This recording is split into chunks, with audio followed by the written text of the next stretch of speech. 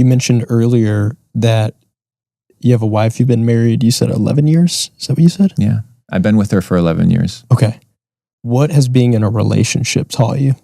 You must have trust that is unconditional.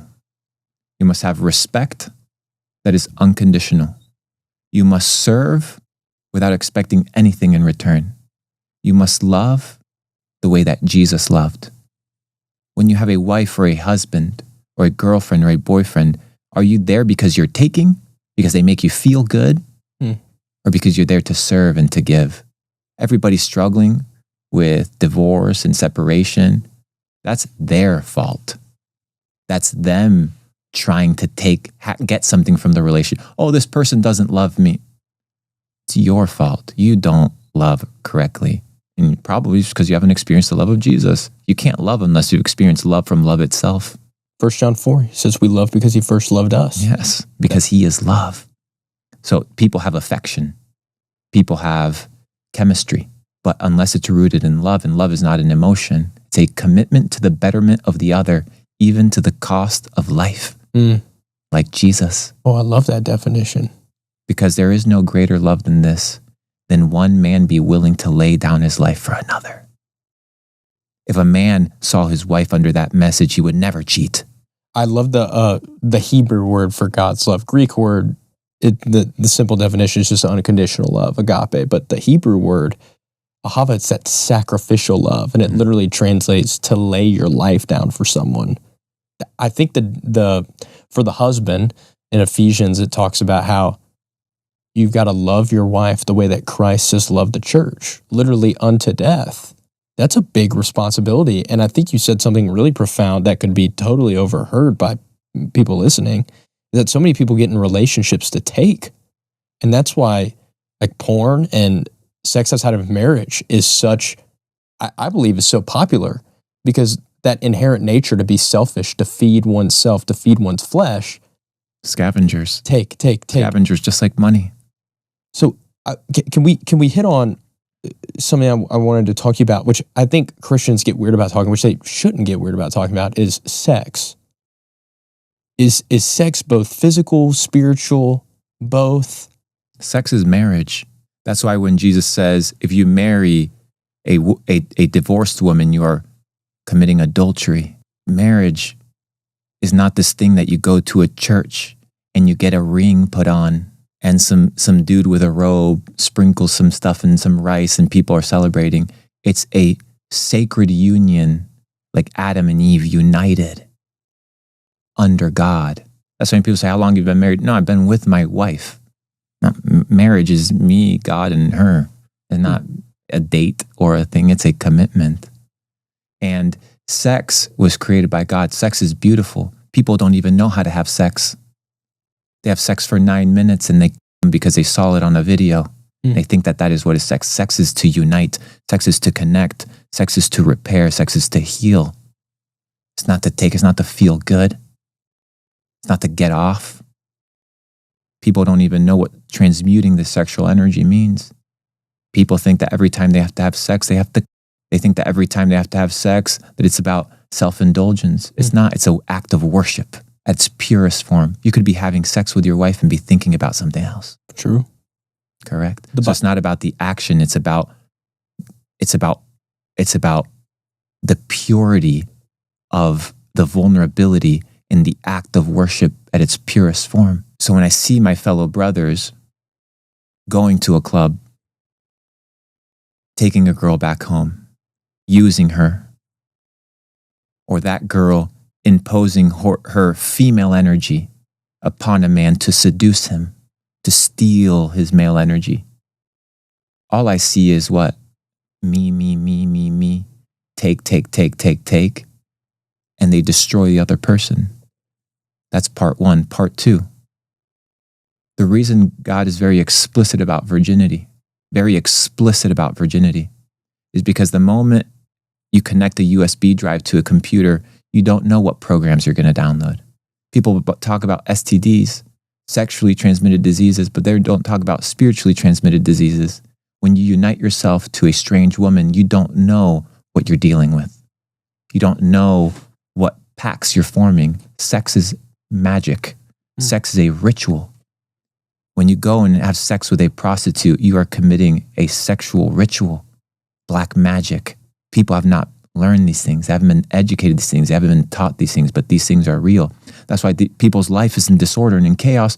No wonder you're in haywire, because you're operating outside of God's design. The Bible gives you enough to have faith. It doesn't tell you everything about the constructs of reality. There's more to it. That's why we're here to teach and educate and learn. But when God taught me and showed me the importance of that sacred unity, is because you don't want memory logs with other people. You don't want to download their programs. You don't want to download their spiritually transmitted diseases. You don't want to link your avatar character to theirs, because it's not part of God's design. Sex is an act of worship. It's not something to be taken lightly. And society has reduced sex to a 9-minute experience to release stress and tension. Go to the gym and go for a run. You'll be fine. Yeah, that's so interesting. You can like blow off steam or testosterone by like working out and stuff like that. So you mentioned marriage. I wanted to ask you, this is something that me and my friend Chris, and sometimes we talk about, it's like what it means to be married. I even talked to Tristan Tate about this. We were like, what does it mean to be married? I mean, I don't think it's net. I actually don't know what I think. I wanted to hear your thoughts. I don't think it just means, oh, you sign a document, or if you put on a ring. Like if I toss you my ring, does that mean like we're married? You know what I mean? What is the signifier that it is a marriage, right? Because if we say it's just a commitment, right? If I'm like, oh, marriage is just a commitment. Well, what if I say to you, I'm committed to you and you're committed to me? Does that mean we're married? Or things like that. So how do you define marriage? It's not how I define it. It's how God defines it. How do you think he defines it? Look at Adam and Eve. Perfect unity. 1, 2, 3.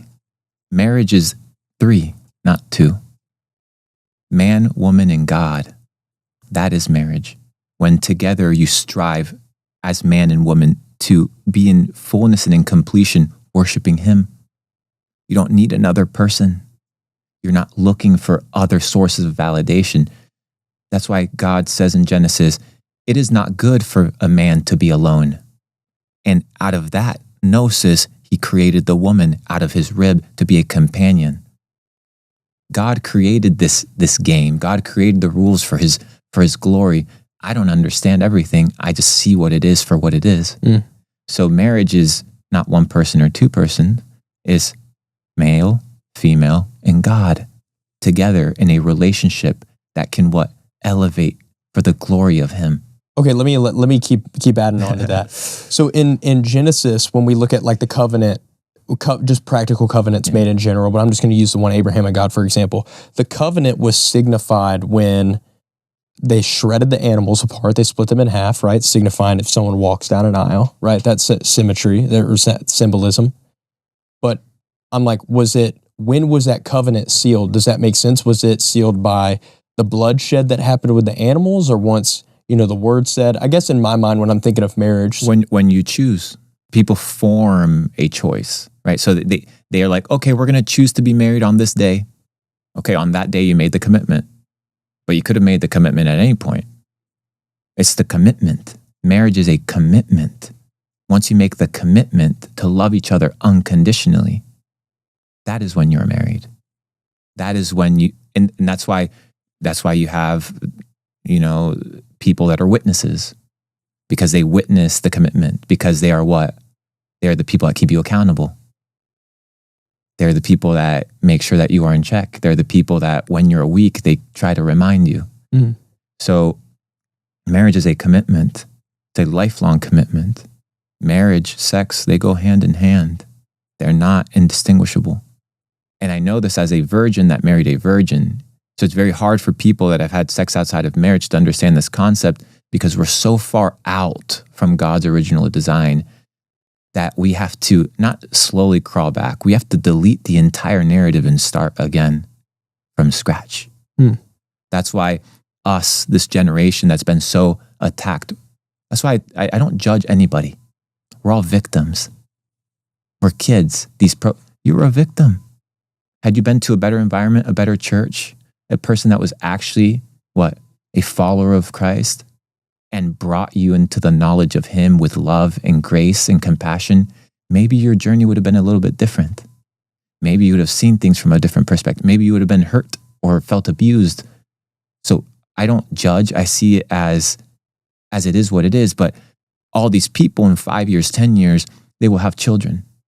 How do you raise them to be? It's not about us. It's about the next generation. It's about what we do with the next generation, because it's a healing process. So as we teach our children the sanctity of marriage, as we teach our children the sanctity of having an undivided commitment to God, then these things will slowly heal humanity. It's a process, but it must be a radical process by completely severing what is real and what is false. So we have all these constructs, all these narratives, these allegories, these walking down the aisle. What aisle? What aisle? If I was in a jungle 2,000 years ago as an Aztec or a Maya or whatever, and I saw a beautiful woman in the jungle, would I walk down an aisle? No, these are all constructs, right? But could they feel love? Could they feel commitment? Could they just be united? Yes, absolutely. Yeah. So we create all these constructs. That's why when Jesus spends time with the Pharisees, he says, "You do all these things, but your heart is far away from me." People go and they get married and they're thinking about taking Instagram photos so that people will give them likes. Yeah. They miss the point. The point is to be in unity with God. And you can be in unity with God also and understand God's presence by your counter, which is your female, or the female to the male, because you get to see the essence of God from a different perspective. So what I've come to learn in my marriage and in my relationship with my wife, and I keep this very private, the idea of my wife, and I don't want the internet. There's a lot of weirdos and shit like that online. Like, I don't really care to share too much about it, but the reason I share it is because somebody has to. Somebody has to be the difference. Somebody has to show what is the authentic design. Somebody has to represent Adam and Eve. Somebody has to represent these. We are supposed to be like that. But the moment that we sin, we have what? Shame. The moment Eve bit of the apple and gave it to Adam, they felt what? Shame. Shame. They were afraid. And they went and they hid. If they were walking in God's design together, enjoying life fully, they would be in God's presence. Yeah.